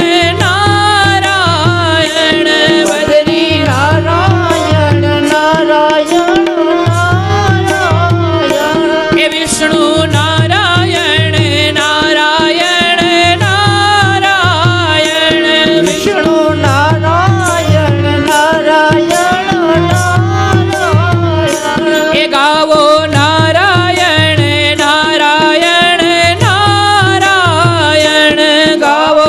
નારાયણ નારાયણ નારાયણ એક સમયે નારદના મનમાં જેવો વિચાર આવ્યો કે મારે તપસ્યા કરવી છે, એ વિચારને આવ્યા ભેગો તુરંત નારદે અમલમાં મૂકી દીધો.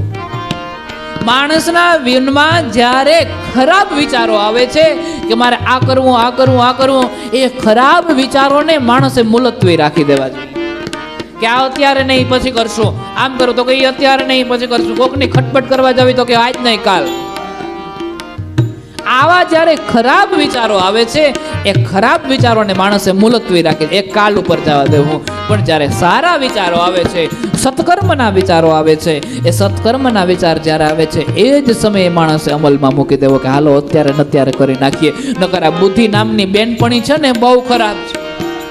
આ ક્યારે મતી બગાડી નાખે કઈ ખબર નહીં, રસ્તો બદલાવી નાખે, રસ્તો પલટી નાખે.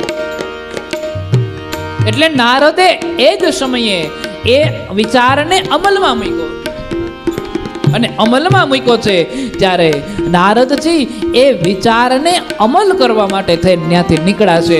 પણ નીકળ્યા છે એ સમયે પણ નારદના મનની અંદર નારાયણ નારાયણ ગાવો નારાયણ નારાયણ નારાયણ નારાયણ નારાયણ નારાયણ નારાયણ નારાયણ ગાવો નારાયણ નારાયણ ગાવો નારાયણ નારાયણ નારાયણ ગાવો નારાયણ નારાયણ નારાયણ એ લક્ષ્મી નારાયણ નારાયણ નારાયણ લક્ષ્મી નારાયણ નારાયણ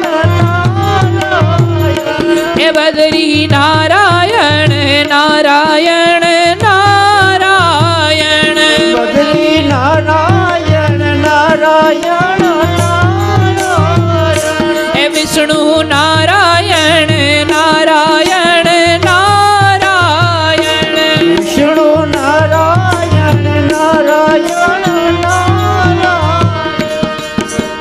હિમશૈલ ગૃહા કાચી. હિમશૈલ ગૃહા, નારદ નીકળ્યા છે, પણ નીકળતા નીકળતા નારદ ગયા ક્યાં છે? તો કે હિમશૈલ ગૃહા, હિમાલયમાં પ્રવેશ કર્યો. જ્યાં હિમાલયની કંદરાઓ બહુ ઊંચી ઊંચી અને ભયાનક અને અતિ સુંદર છે. ભયાનક એટલે જોવામાં ભયાનક નહીં, પણ ઊંચાઈ એટલી છે. અમુક વસ્તુને એટલી ઊંચાઈ હોય કે જેની કલ્પના ના હોય. એ ઊંચી ઊંચી હિમાલયની શિખરોની કંદરાઓ જોઈ છે, અતિ સુંદર લાગે છે. હિમાશૈલ ગૃહા કાચી દેકા પરમ શોભના, જેની શોભા અતિશય પરમ છે, જેની શોભા અતિશય સુંદર છે. અને કેવી સુંદર અને કેવી શોભે. યત સમીપે સુર નદી, એની પાસેથી એક સુર નદી વહે છે. સુર એટલે દેવતા, અને દેવતાઓની નદી, દેવોની નદી એટલે કઈ નદી? માં ગંગા, માં ગંગા, માં ગંગા. અને ગંગા કેમ વહે છે? ખડખડ ખડખડ ખડખડ ખડખડ ખડખડ ખડખડ ખડખડ કરતી ગંગા નદી વહી રહી છે. યત સમીપે સુર નદી સદા વહતી વેગતઃ, એનો વેગ એટલો છે, એના વેણ એટલા છે કે જેની કોઈ વિચારધારા નથી, શબ્દો દ્વારા વર્ણવી ન શકાય. એવા હિમાલયના કંદરાઓની અંદર આવ્યા છે. ચારો ઓર જ્યાં જોયું છે સુંદર દીપ્યમાન વાતાવરણ છે, લીલીછમ હરિયાળીઓ છે, અને ચારો ઓર પક્ષીઓ કલરવ કરી રહ્યા છે, પક્ષીઓ ગુંજન કરી રહ્યા છે, જાણે રામ નામનું સ્મરણ કરતા હોય, જાણે નારાયણનું સ્મરણ કરતા હોય, જાણે મહાદેવનું સ્મરણ કરતા હોય. અને જે સ્થાન પર, જે જગ્યા ઉપર ભગવાનના નામના સંકીર્તન થતા હોય, ભગવાનના નામનું ભજન થતું હોય, ભગવાનના નામનો સત્સંગ થતો હોય, એ ભૂમિનો પ્રભાવ જ કંઈક અલગ હોય. અને એ ભૂમિમાં પ્રવેશ કર્યો. નારદ જેટલી સ્પીડથી બોલતા હતા ને, એનું બધું વધવા માંડ્યું. ઇકોન, બાસ ને આન ધન જે સિસ્ટમ આવતી હોય બધી. નારાયણ નારાયણ ભજમન, નારાયણ નારાયણ નારાયણ નારાયણ નારાયણ ભજમન, નારાયણ નારાયણ નારાયણ ગાવો નારાયણ નારાયણ લક્ષ્મી, નારાયણ નારાયણ નારાયણ નારાયણ નારાયણ લક્ષ્મી, નારાયણ નારાયણ નારાયણ નારાયણ નારાયણ નારાયણ નારાયણ નારાયણ ગાવો નારાયણ નારાયણ બદરી, નારાયણ નારાયણ નારાયણ નારાયણ નારાયણ બદ્રી, નારાયણ નારાયણ નારાયણ એ લક્ષ્મી, નારાયણ નારાયણ નારાયણ લક્ષ્મી, નારાયણ નારાયણ નારાયણ એ બદરી, નારાયણ નારાયણ નારાયણ બદ્રી, નારાયણ નારાયણ નારાયણ એ વિષ્ણુ, નારાયણ નારાયણ નારાયણ વિષ્ણુ, નારાયણ નારાયણ નારાયણ એ ભજમન, નારાયણ નારાયણ નારાયણ ભજમન, નારાયણ નારાયણ પ્રવેશ કરતાની સાથે જ્યાં હિમાલયની અંદર કયો છે, તત્રાશ્રમો મહાદિવ્યા નાના શોભા સમન્વિતા. અંદર પ્રવેશ કરતાની સાથે તપોર્થ ચયો તત્ર નારદો દિવ્ય દર્શન. એક સુંદર મજાની ગુફા જોઈ, સુંદર મજાનો આશ્રમ જોયો, જે આશ્રમની શોભા દિવ્યા અતિ શોભનીય હતી. જ્યાં મહાદેવના ભજન થતા હોય, કીર્તન થતા હોય, સત્સંગ થતા હોય, અને સત્સંગ કીર્તનની અંદર એ આશ્રમની શોભા એટલી વધારે સુંદર લાગતી હોય કે જેની કલ્પના ના હોય. 5 મિનિટ બેહવું હોય તો આપણને એમ થાય કે 10 મિનિટ બેહી લો, વળી થોડીક વાર બેહી લો, હજી થોડીક વાર બેહી જાઓ, હજી થોડીક વાર બેહી જાઓ. અને સુંદર દેદીપ્યમાન અને મહાદિવ્ય જે આશ્રમ હતો એ આશ્રમ તરફ નારદજીની નજર ગઈ. અને એ નારદજીની નજર જ્યાં આશ્રમ તરફ ગઈ ત્યાં નારદના મનની અંદર ભાવ જાગ્યો કે અહીંયા ગયા જેવું છે. આશ્રમની ગુફા હતી, સુંદર ગુફા હતી, ચારો ઓર પક્ષીઓ કલરવ કરી રહ્યા હતા, ગુંજન કરી રહ્યા. જે મનને અશાંત કરે એવું ગુંજન નહીં, પણ પક્ષીઓનો કલરવ પણ ક્યારેક ક્યારેક મનને શાંત કરી દે છે, હૃદયને શાંત કરે છે. એની અંદર પ્રવેશ કર્યો છે, એની અંદર પ્રવેશ કર્યો છે. અને પછી ભગવાન નારદજી એ ગુફામાં પ્રવેશ કરે અને ગુફામાં પ્રવેશ કર્યો છે. અને પ્રવેશ કરતાની સાથે ભગવાન નારદના મનની અંદર એમ થયું કે અહીંયા બેસીને તપસ્યા કરું, અને અહીંયા બેસીને તપસ્યા કરું. એ સમયે ભગવાન નારદ જ્યાં બેઠા છે, કોનું ભજન કરવું છે, કોનું કીર્તન કરવું છે, કોનો સત્સંગ કરવો છે એ તો નિશ્ચિત છે, પણ ગુરુ મંત્રને નથી છોડવો. અને ગુરુ મંત્ર કયો છે નારદજીનો?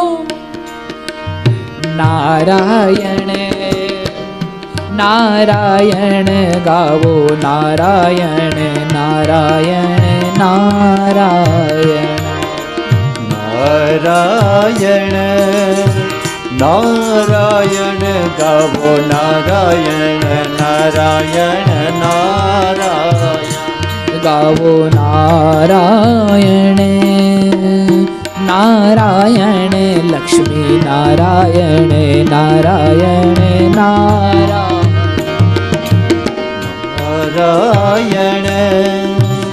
નારાયણ લક્ષ્મી નારાયણ નારાયણ નારાયણ હો નારાયણ નારાયણ નારાયણ નારાયણ ગાવો, નારાયણ નારાયણ નારાયણ નારાયણ હો નારાયણ નારાયણ બદરી નારાયણ નારાયણ નારાયણ નારાયણ નારાયણ નારાયણ એ લક્ષ્મી નારાયણ નારાયણ નારાયણ લક્ષ્મી નારાયણ નારાયણ નારાયણ એ ભજમન નારાયણ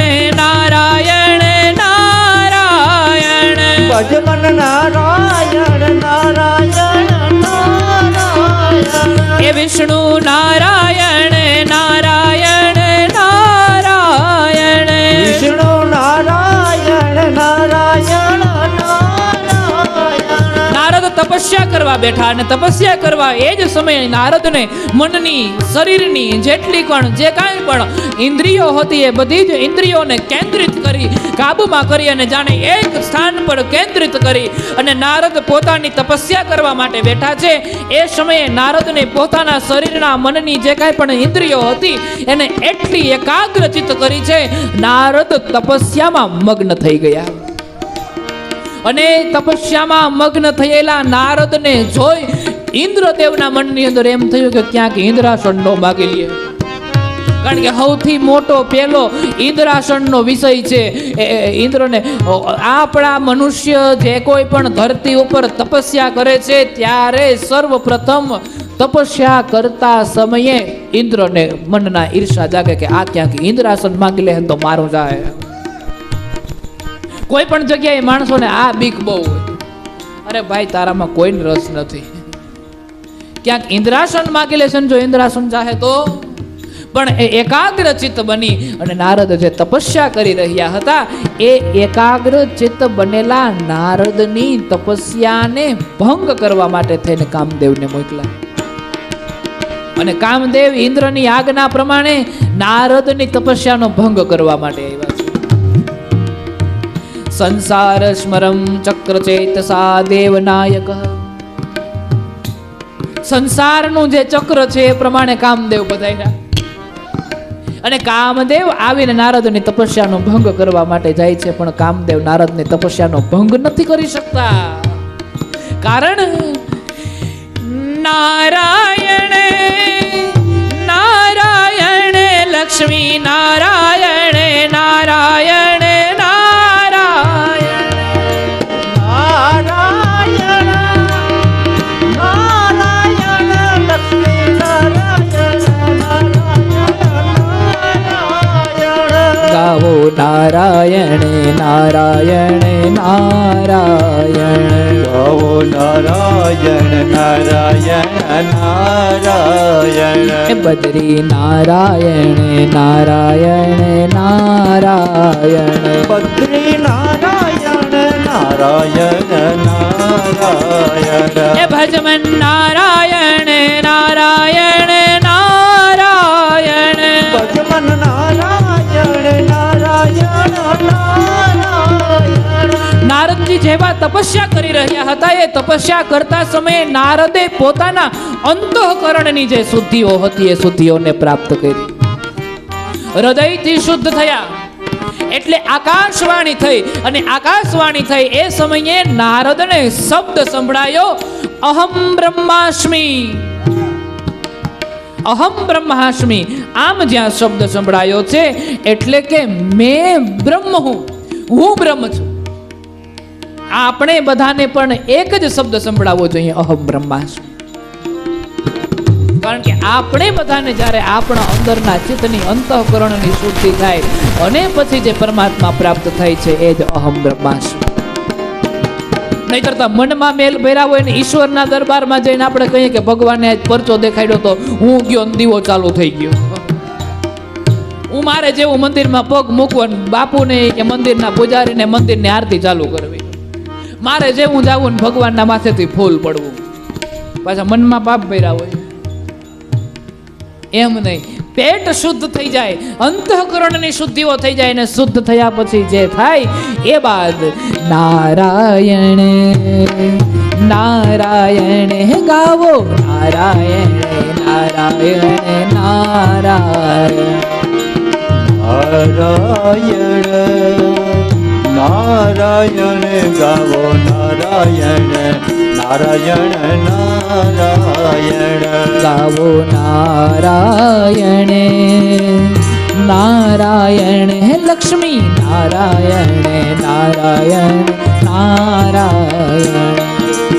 નારાયણ નારાયણ લક્ષ્મી નારાયણ નારાયણ નારાયણ. હો નારાયણ નારાયણ નારાયણ નારાયણ. હા નારાયણ નારાયણ નારાયણ નારાયણ. ગાવો નારાયણ નારાયણ.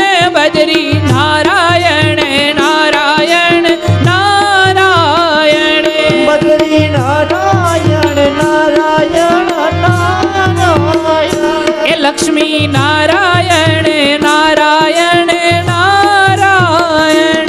લક્ષ્મી નારાયણ નારાયણ નારાયણ. એ વિષ્ણુ નારાયણ નારાયણ નારાયણ. વિષ્ણુ નારાયણ નારાયણ નારાયણ. ભગવાન નારદની અંતઃકરણની ચિત્ત શુદ્ધ થયું છે. ઇન્દ્ર દ્વારા મોકલેલા કામદેવ પણ નારદની તપસ્યાને ભંગ ના કરી શક્યા. અને અહમ બ્રહ્માસ્મિ જેવો શબ્દ સંભળાણો, નારદની તપસ્યા સફળ થઈ, નારદ જાગ્યા. પણ નારદ જાગ્યા છે, પણ જાગતાની સાથે ભક્તિનો પ્રભાવ એવો હતો કે ભેગો ભેગો અહંકાર લઈ આવ્યો. એટલે નારદના મનમાં એમ થયો, મેં કામને જીતો, મેં કામને જીતો, મેં કામને જીતો.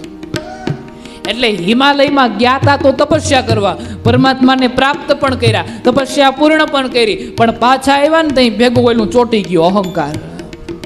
અને એ અહંકારને લઈને આવ્યા એટલે હું પણ મેં કામને જીતો, મેં કામને જીતો, મેં કામને જીતો.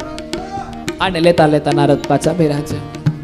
અને પાછા ફેર્યા તોય પછી ઓલો ગુરુ મંત્ર પાછો નથી મુકાણો એટલે એ પ્લસ પોઈન્ટ છે. નારાયણ નારાયણ જે હતો ને એ મુકાણો નથી, એ વધારાનો પોઈન્ટ છે. એટલે એના હિસાબે એનો ઉદ્ધાર થઈ જાય.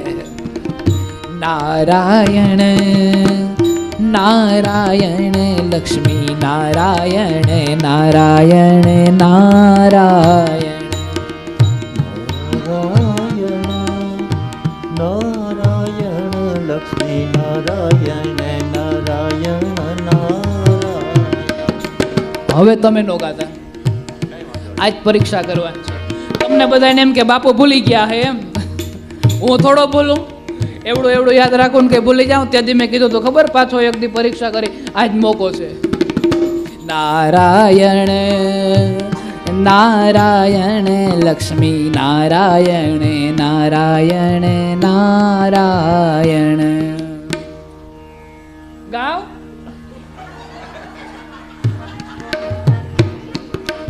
નારાયણ નારાયણ લક્ષ્મી નારાયણ નારાયણ નારાયણ.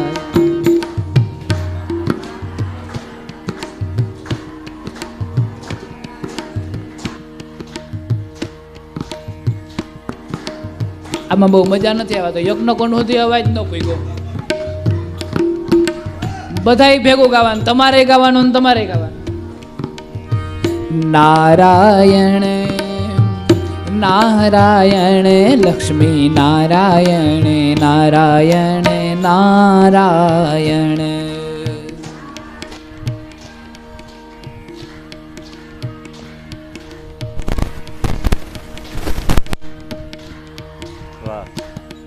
આજ ડ્રો કરી નાખીએ, કોઈની કોમ્પિટિશન નથી કરી. વરે વરે રોગે રોગા બાદ થી આપણે 50 કાઢવાના છે.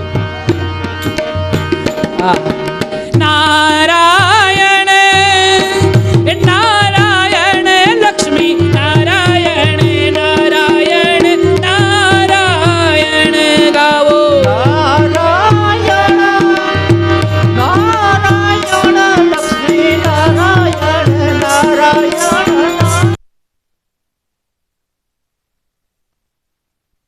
નારાયણ લક્ષ્મી નારાયણ નારાયણ.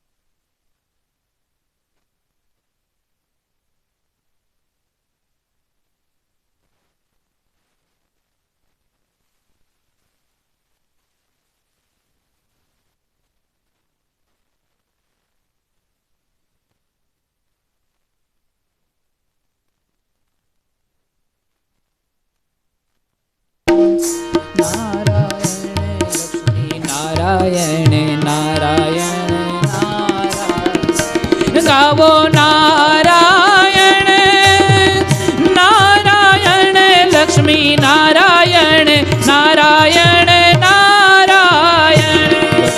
નારાયણ નારાયણ નારાયણ. એ બદરી નારાયણ નારાયણ નારાયણ.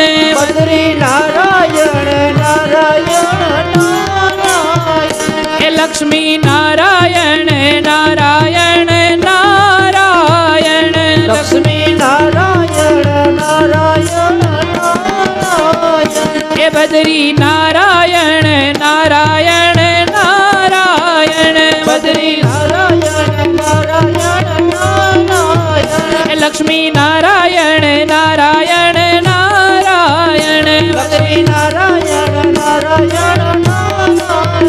એ લક્ષ્મી નારાયણ નારાયણ નારાયણ. લક્ષ્મી નારાયણ નારાયણ નારાયણ. ગાવો. નારાયણ નારાયણ નારાયણ ગાવો. નારાયણ નારાયણ નારાયણ ગાવો. નારાયણ નારાયણ નારાયણ. ભગવાન નારદે તપસ્યા પૂર્ણ કરી છે અને તપસ્યા પૂર્ણ કરતાની સાથે નારદજી એની તપસ્યાની સાથે ભક્તિમાં અહંકાર જોડી દે છે. અહંકાર એ વાતનો જોડ્યો છે કે ઇન્દ્રએ કામદેવને એની તપસ્યાને ભંગ કરવા માટે મોકલા છે, તેમ છતાં પણ કામદેવ એની તપસ્યાને ભંગ ના કરી શક્યા. અને કામદેવ છે એ તપસ્યાને ભંગ ન કરી શક્યા એટલે નારદના મનમાં અહંકાર જાગ્યો, મેં કામને જીતો, મેં કામને જીતો, મેં કામને જીતો. અને આપણે કંઈક નવીન કરીએ, કોઈ પણ વસ્તુ આપણા ઘરમાં નવી થાય, દાખલા તરીકે ગાડી લઈએ, મોટરસાઇકલ લઈએ, ટીવી લઈએ કે કાંઈ પણ વસ્તુ લઈએ, એટલે પાડોહીને ના દેખાડીએ ત્યાં સુધી આપણે હક થાય, શાંતિ થાય જ નહીં. એમ નારદને પણ એમ થયું કે મેં કામને જીતો, આ નવીન કામ કર્યું ને મારે જગતને દેખાડવું છે. એટલે દુનિયાને દેખાડવા માટે નારદ સમાજમાં નીકળ્યા છે. અને સર્વપ્રથમ ક્યાં જાય છે? નારદ કહેવા માટે મેં કામને જીતો, મેં કામને જીતો, મેં કામને જીતો. એ કથાને આપણે આવતીકાલે સાંભળીશું. અને કામને શા માટે જીતી શક્યા છે એ કથા પણ આવતીકાલે સાંભળીશું. આઈએ, ગુરુદેવ તમારી જય જય હો, મહાદેવ તમારી જય જય. ગુરુદેવ તમારી જય જય હો, મહાદેવ તમારી જય જય હો. સદગુરુજી તમારી જય જય હો, સદગુરુજી તમારી જય જય હો, મહાદેવ તમારી જય જય હો. સદગુરુજી તમારી જય જય હો, મહાદેવ તમારી જય જય હો. ગુરુદેવ તમારી જય જય હો, મહાદેવ તમારી જય જય હો. સદગુરુજી તમારી જય જય હો, મહાદેવ તમારી જય જય હો. મહાદેવ તમારી જય જય હો, મહાદેવ તમારી જય જય હો. મહાદેવ તમારી જય જય હો. મહાદેવ તમારી જય જય હો. સદગુરુજી તમારી જય જય. સદગુરુજી તમારી જય જય હો. મહાદેવ તમારી જય જય. સદગુરુજી તમારી જય જય જય હો. બોલ મોવેશ્વર મહાદેવ કી જય. અમારા વાછરા ડાડા દ્વારિકાધીશ કી જય. હરસિદ્ધિ માત કી જય. હરિ ઓમ નમઃ પાર્વતી પતયે.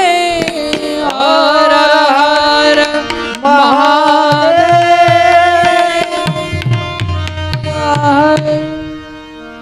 આઈએ, બધા બહેનોને વિનંતી છે આરતી કરવા માટે આગળ વધારે.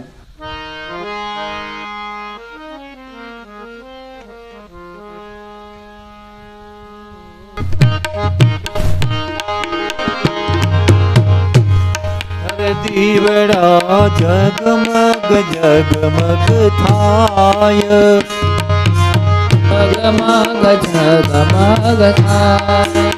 આરતી મહાદેવજીની થાય, આરતી મહાદેવજીની થાય. દીવડા જગમગ જગમગ થાય, દીવડા જગમગ જગમગ થાય. અરે આરતી મોમેશ્વર મહાદેવની થાય, આરતી મોવેશ્વર મહાદેવની થાય. દીવડા જગમગ જગમગ થાય. દીવડા જગમગ જગમગ થાય. કર્પૂર ગૌરમ કરુણાવતારમ સંસાર સારમ ભુજગેન્દ્રહારમ સદા વસંતમ હૃદયારવિંદે ભવમ ભવાની સહિતમ નમામિ.